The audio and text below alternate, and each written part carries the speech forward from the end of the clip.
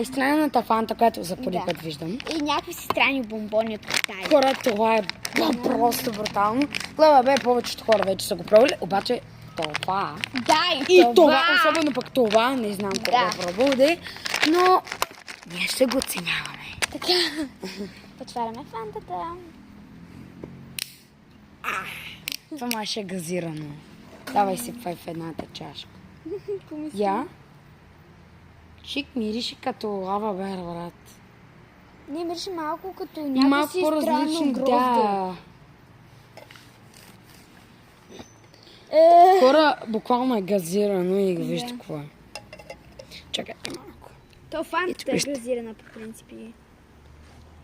Тото има никакво. Хора, реално погледнато ще го пробваме втората част. Мирише странно и това да. Искам... Абонирайте се за канала, гледайте следващото.